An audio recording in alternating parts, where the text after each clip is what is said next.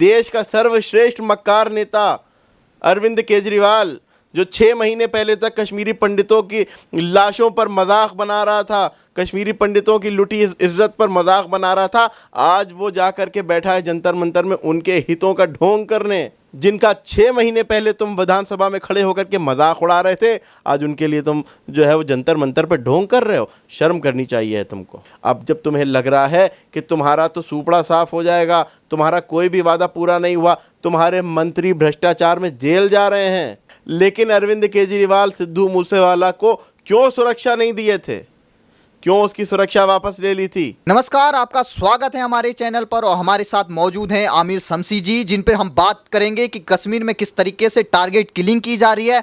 अब उस target killing को राजनीति की रोटियां सेकने के लिए अब अरविंद केजरीवाल आगे हैं और उन्होंने किस तरीके से आज जंतर मंतर पर प्रदर्शन किया पूरी अपनी कैबिनेट के साथ, और वो वहाँ ऐसी बातें कर रहे हैं कि जो पहले कश्मीर फाइल जो मूवी थी उसको पहले झूठा बताते थे और उस पर किस तरीके से विधानसभा में ठाके लगाए गए थे वो सभी ने देखा था, और आज वो कश्मीरी लोगों की सुरक्षा की बात करते हैं। तो आप क्या कहें सर?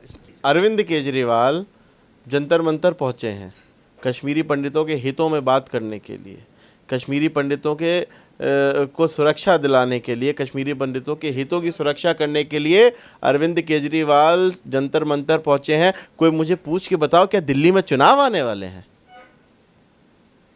क्या साल 2 साल में चुनाव होने वाले हैं दिल्ली में? क्या जनता जो है वो अरविंद केजरीवाल की असलियत जान गई है? दिल्ली की जनता से जाकर के पूछो अरविंद केजरीवाल ने दिल्ली का क्या हाल किया। और आज कश्मीरी पंडितों के हित में तुम जंतर मंतर पहुंचे हो नाटक करने के लिए। उन कश्मीरी पंडितों के लिए जिन पर बनी हुई फिल्म का तुम विधानसभा में पटल पे खड़े होकर के मजाक उड़ा रहे थे और पीछे तुम्हारी सुर्पनखा बैठी हंस रही थी, ठहाके लगा रही थी,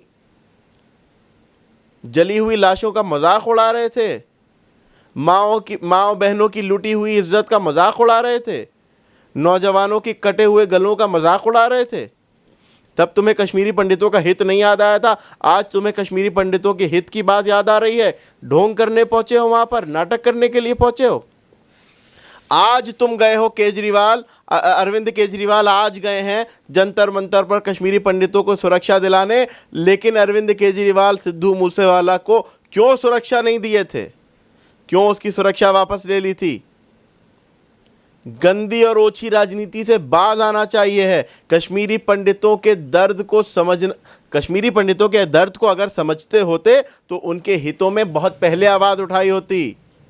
जब अनशन पे बैठे थे, जनता को बेवकूफ बनाने के लिए, जनता को धोखा देने के लिए जब बैठे थे, तब कश्मीरी पंडितों की याद क्यों नहीं आई थी? जब कश्मीर में टारगेट किलिंग होती थी, कश्मीर में किस तरह से कश्मीरी पंडितों पर जुल्म हुआ, कभी भी इस पर कोई टिप्पणी नहीं की। आज तुम्हें कश्मीरी पंडितों की याद आ रही है, तो इससे क्यों नहीं ये माना जाए कि दिल्ली में चुनाव आने वाला है? क्योंकि तुमने जो वादे दिल्ली प्रदेश की जनता से किए थे, उन तमाम वादों में तुम फेल हुए, विफल हुए।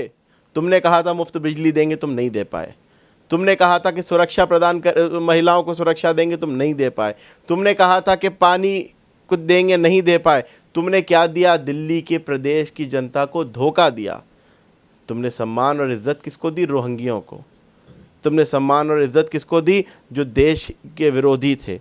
तुमने दिल्ली प्रदेश की जनता को सम्मान नहीं दिया ना। एक कभी किसी अपने एक कार्यकर्ता को भेज दो, अकेला तनहा निकल जाए, राघव चड्ढा की तरह 45-50 पुलिस वाले लेके ना जाए, Z++ सुरक्षा लेकर के ना जाए, एक अकेला जाए, एक आम ऑटो वाले में के पास दिल्ली में बैठ करके उसकी पीड़ा को तो जानने की कोशिश करो कि किन हालात में दिल्ली की जनता को तुमने रखा। दिल्ली की जनता ने तुम पर भरोसा करके तुमको वोट दिया था, धोखा दिया तुमने। अब जब तुम्हें लग रहा है कि तुम्हारा तो सूपड़ा साफ हो जाएगा, तुम्हारा कोई भी वादा पूरा नहीं हुआ, तुम्हारे मंत्री भ्रष्टाचार में जेल जा रहे हैं, तुम्हारे मंत्री भ्रष्टाचार में, अभी तुम्हारी तो बड़ी आंखें नम हो गई थी। तुम्हें तो बहुत रोना आ गया था जब 1 मिनट भगवंत सिंह मान ने एक ट्वीट किया, 3-4 मिनट के भीतर तुम्हारा ट्वीट आ गया कि तुम्हारी आंखें नम हो गई। अब तुम्हारी आंखें नम नहीं हुई जब तुम्हारे दोनों प्रदेशों के स्वास्थ्य मंत्री जेल में हैं। ये हालात हैं तुम्हारी सरकारों के। अब तुम गए हो कश्मीरी पंडितों के हितों में बात करने, अब तुम गए हो कश्मीरी पंडितों को धोखा देने। याद रहे कि ये कश्मीरी पंडित, ये भारत की जनता, ये दिल्ली की जनता अब तुम्हारे धोखे में नहीं आएगी। बहुत बेवकूफ़ बना लिया तुमने दिल्ली प्रदेश की जनता को। अब दिल्ली प्रदेश की जनता तुम्हारी असलियत को भांप चुकी है, जान चुकी है, तुम्हारे मंसूबों को परख चुकी है, तुम पर हरगिज़ विश्वास नहीं करेगी। और ये ढोंग मत करो, इस ढोंग से दुखे हुए दिल और दुखते हैं। ये जख्मों पर मरहम की जगह नमक मत लगाओ, क्योंकि तुम्हारे इस ढोंग से, तुम्हारे इस धोखे से वो दुखे हुए दिल और रोएंगे, जिनका 6 महीने पहले तुम विधानसभा में खड़े होकर के मजाक उड़ा रहे थे। आज उनके लिए तुम जो है वो जंतर मंतर पे ढोंग कर रहे हो। शर्म करनी चाहिए है तुमको। आप ये बताइए कि जिसका जो स्वास्थ्य मंत्री हो दोनों प्रदेश का, चाहे पंजाब हो और जो दिल्ली का हो, दोनों जेल जा चुके हैं भ्रष्टाचार के मामले में, लेकिन उनका मुख्यमंत्री खुद एक जज बनकर उनको ये बोलता है कि सबसे बेस्ट स्वास्थ्य मंत्री इस देश का, और उसको तो पद्म विभूषण मिलना चाहिए। किसके लिए? क्योंकि वो कट्टर ईमानदार पार्टी। पद्म विभूषण मिलना चाहिए घोटालों के लिए। जो घोटाला, अरे इतना बेहतरीन घोटाला अरविंद केजरीवाल कह रहे होंगे, मेरे मुंह से अखिलेश यादव बार बार निकलता है क्योंकि एक ही थाली के चट्टे बट्टे हैं, वैसा मैं क्या कहूँ। अरविंद केजरीवाल जो है वो कह रहे हैं कि उस भ्रष्टाचारी मंत्री को पद्म विभूषण मिलना चाहिए कि देखिए कितनी सफाई से घोटाला किया, देखिए कानों कान भनक नहीं लगने दी, हम अपनी ईमानदार छवि दिखाते रहे दुनिया को, और उसने पर्दे के पीछे से घोटाला कर दिया, जनता के पैसे का दुरुपयोग कर दिया, जनता के पैसे को खा गया। इसलिए उसको पद्म विभूषण मिलना चाहिए। मिलना चाहिए, तुम्हें भी मिलना चाहिए तुम्हारे झूठों के लिए। पद्म विभूषण में एक बने ऐसा अवार्ड जो तुमको दिया जाए, देश का सर्वश्रेष्ठ झूठा, देश का सर्वश्रेष्ठ मक्कार नेता अरविंद केजरीवाल, जो 6 महीने पहले तक कश्मीरी पंडितों की लाशों पर मजाक बना रहा था, कश्मीरी पंडितों की लुटी इज्जत पर मजाक बना रहा था, आज वो जा कर के बैठा है जंतर मंतर में उनके हितों का ढोंग करने। ढोंगी अवार्ड मिलना चाहिए है, जो सर्वश्रेष्ठ ढोंगी, वो अवार्ड तुमको भी मिलना चाहिए, तुम्हारे नेताओं को भी मिलना चाहिए। और तुम्हारे तो एक हाथ और जाने वाले हैं। तुम्हारी भ्रष्टाचार की सूची तो कांग्रेस के बराबर आ रही है भैया, रास्ता भी वही चल रहे हो, नीति भी वही है तुम्हारी। अब बताया जा रहा है कि मनीष सिसोदिया को जैसे उन्हें भनक लगी कि इनको भी गिरफ्तार किया जा सकता है, एकाएक प्रेस कॉन्फ्रेंस करते हैं कि हमारे इस बड़े नेता को जिसने दिल्ली में सबसे बेस्ट एजुकेशन दिया, अब उसको भी पकड़ने जा रही है। तो ये मतलब इतनी घबराहट क्यों है?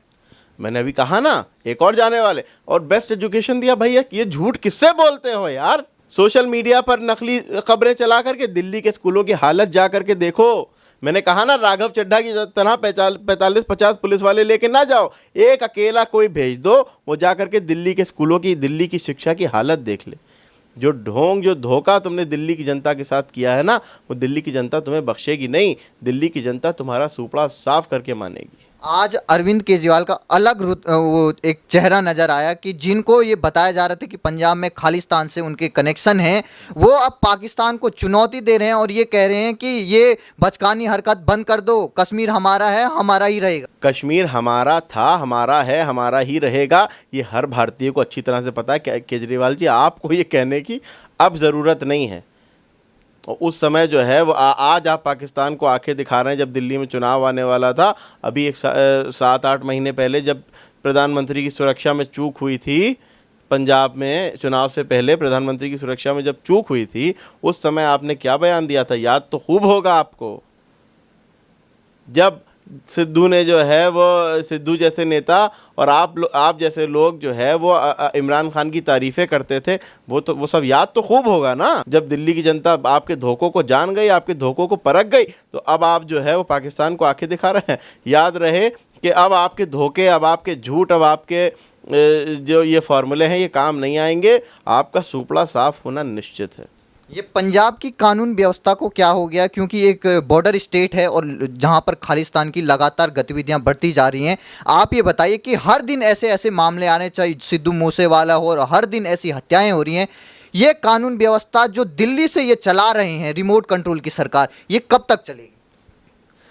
देखिए, जैसे दिल्ली की जनता भाप गई है, वैसे पंजाब की जनता भी जल्द भाप जाएगी। क्योंकि पंजाब जैसे सेंसिटिव प्रदेश में, कि जहाँ पर हालात इतने ख़राब हों, जो पाकिस्तान से जुड़ा हुआ प्रदेश है, पाकिस्तान के बॉर्डर से लगा प्रदेश है, जहां मुसलसल खालिस्तानी आतंकी घटनाएं होती रहती हैं, ऐसे प्रदेश में ऐसी गैर जिम्मेदाराना सरकार है कि जो एक सेलिब्रिटी की सुरक्षा को विड्रॉ करके प्रेस में कह भी देती है कि इनकी सुरक्षा मैंने हटा ली, और बाद में जब उसके साथ घटना घट जाती है, उसको मार दिया जाता है बेचारे को, तो जा कर के पंजाब की पुलिस जो है उसकी चिता के पास सुरक्षा दे रही होती है।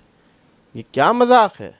ये किसके साथ मजाक कर रहे हो? कि ये प्रदेश की जनता को क्यों धोखा दे रहे हो? और पंजाब में भाई जाहिर सी बात है, सिद्धू मूसेवाला की सुरक्षा तो वापस ले ली, लेकिन राघव चड्ढा को जो है वो 45-50 पुलिस वाले दे रखे हैं। 45-50 पुलिस वाले पंजाब पुलिस के ये अरविंद केजरीवाल की सुरक्षा में लगे रहते हैं। अरविंद केजरीवाल की सुरक्षा में पंजाब पुलिस के जवान लगे रहते हैं, और जो पंजाब की जनता है जो है वो सुरक्षा से वंचित है। पंजाब की में जो वहाँ की जो सेलिब्रिटीज़ हैं, जो सिंगर हैं, जिनको पंजाब की जनता दिलो जान से चाहती थी, उनके साथ आपने मजाक कर दिया, उनको बर्बाद कर दिया। तो ये धोखा जो है वो प्रदेश की जनता भाप जाएगी, पंजाब प्रदेश की जनता जल्द भाप जाएगी। दिल्ली से भी सूपड़ा आपका साफ होने जा रहा है, अगली बार पंजाब से भी आपका सूपड़ा साफ हो जाएगा। बहुत बहुत धन्यवाद सर।